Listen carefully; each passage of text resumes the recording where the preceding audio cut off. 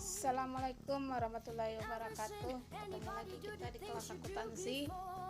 Pada pertemuan sebelumnya kita sudah membahas tentang persamaan akuntansi, di mana di dalam materi itu kita sudah membahas apa itu persamaan akuntansi, akun-akun apa aja yang ada dalam persamaan akuntansi, kemudian bagaimana fungsi persamaan akuntansi tersebut. Sekarang kita akan membahas tentang bagaimana caranya kita menganalisa persamaan akuntansi tersebut, atau menganalisa transaksi-transaksi yang ada di dalam perusahaan. Silahkan lihat slide berikut. Nah, ini bentuk persamaan akuntansi yang kita pelajari minggu sebelumnya, di mana aset sama dengan utang ditambah modal.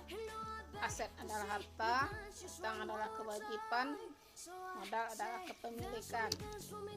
Nah, analisis transaksi dalam pencatatan dalam persamaan dasar akuntansi. Yang pertama, langkah-langkah yang harus kita lakukan dalam menganalisis transaksi tersebut adalah: 1. Tentukan pengaruh transaksi terhadap penambahan atau pengurangan aset, kewajiban, modal, pendapatan, atau beban. Maksudnya, apakah transaksi itu nantinya akan berpengaruh dia terhadap penambahan atau berkurangnya harta, kewajiban, modal, pendapatan, atau beban. Kemudian yang kedua, tentukan akun yang dipengaruhi oleh transaksi tersebut. Nah, transaksi itu nantinya akan berpengaruh kepada apa? Apakah kepada harta, kewajiban, atau modal. Kemudian yang ketiga, tentukan nilai-nilainya. Prinsip dasar dalam melakukan analisis transaksi. Yang pertama, transaksi yang hanya mempengaruhi kelompok aset, yaitu satu aset berkurang diganti dengan aset lainnya. Contoh, pembelian peralatan secara tunai. Ketika kita melakukan pembelian secara tunai, otomatis peralatan kita bertambah, harta kita dalam bentuk kas akan berkurang. Kemudian yang kedua, transaksi yang hanya mempengaruhi kelompok kewajiban, yaitu satu kewajiban berkurang diganti dengan kewajiban lainnya. Misalnya kita mengganti utang usaha kita menjadi utang wesel. Kemudian yang ketiga, transaksi yang mempengaruhi kelompok aset dan kewajiban, terjadinya penambahan atau pengurangan kewajiban. Maksudnya ketika kita melakukan pembelian secara kredit, misalnya kita membeli peralatan secara kredit, maka secara otomatis ini akan berpengaruh terhadap peralatan kita bertambah. Di sisi lain, utang kita juga akan bertambah.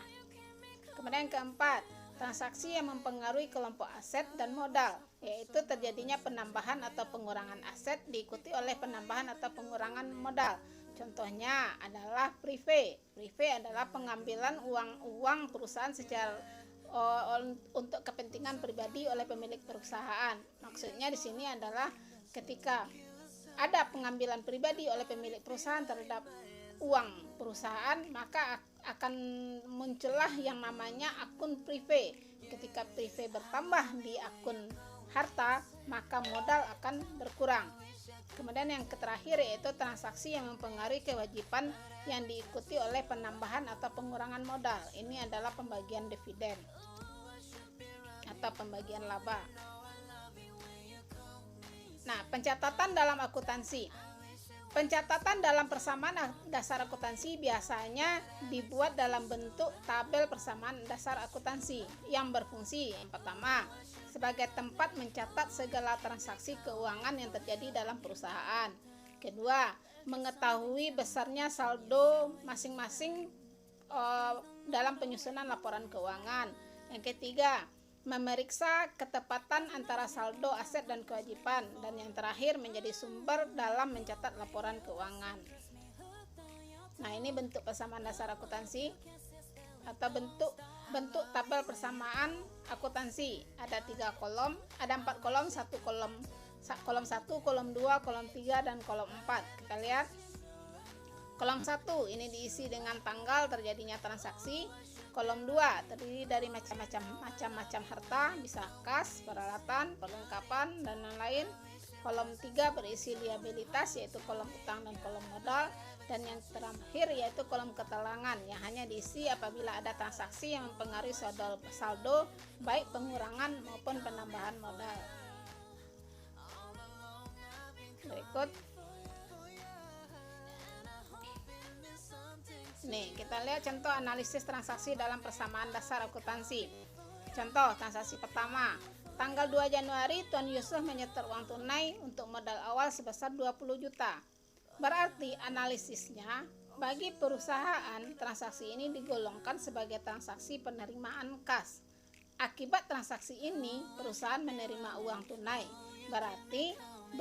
Berarti aktiva berupa kas bertambah 20 juta, sebaliknya akan timbul hutang perusahaan kepada pemilik perusahaan yang dikenal dengan modal, sehingga modal juga bertambah sebesar 20 juta. Jadi hartanya bertambah 20 juta, modal bertambah 20 juta.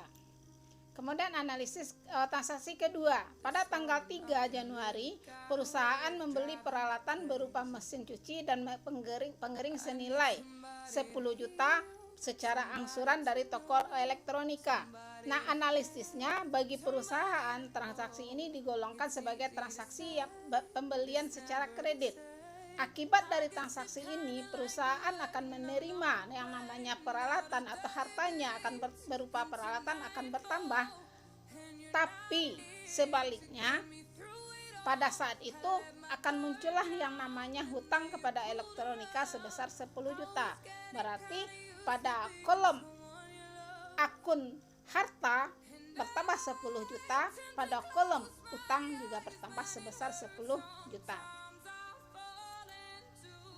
Nah, transaksi yang ketiga, pada tanggal 4 Januari perusahaan membeli secara tunai perlengkapan laundry seperti deterjen, pemutih, pewangi senilai 2.500.000. Nah, pada saat ini ada pembelian secara tunai, secara otomatis analisis transaksinya digolongkan sebagai transaksi pengeluaran kas. Pada saat itu perusahaan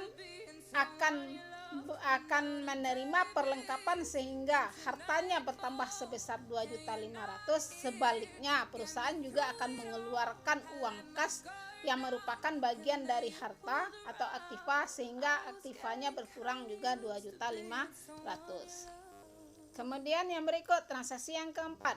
Pada tanggal 5 Januari perusahaan membayar utang kepada toko elektronika sebesar 2.500.000 atas pembelian tanggal 3 Januari.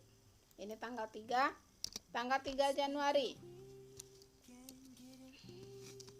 Jadi analisanya pada saat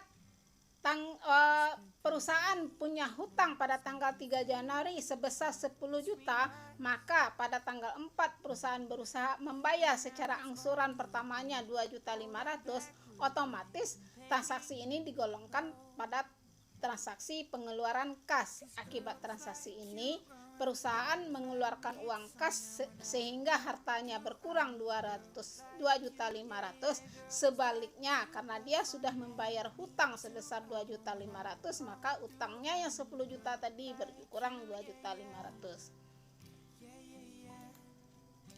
Transaksi kelima, pada tanggal 6 Januari perusahaan menerima pendapatan jasa laundry sebesar 4 juta.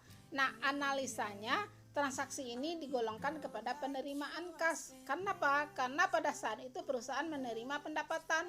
Akibat dari transaksi ini perusahaan menerima uang kas, berarti hartanya bertambah sebesar 4 juta. Sebaliknya transaksi ini juga diikuti dengan bertambahnya pendapatan 4 juta. Dengan bertambahnya pendapatan, maka bertambahnya pendapatan berarti bertambahnya modal perusahaan. Kemudian transaksi ke-6, tanggal 7 Januari, perusahaan membayar biaya gaji karyawan sebesar 2 juta dan biaya telepon sebesar 1 juta. Transaksi ini digolongkan kepada pengeluaran kas karena pada saat itu perusahaan membayar gaji dan membayar biaya telepon sebesar 1 juta. Analisisnya transaksi ini digolongkan sebagai transaksi pengeluaran kas. Akibat transaksi ini perusahaan mengeluarkan uang kas sebesar 3 juta, berarti hartanya berkurang. Sebaliknya bertambahnya beban operasi sebesar 3 juta. Bertambahnya beban berarti berkurangnya modal. Nah, kalau kita buat ke tabel dia seperti ini.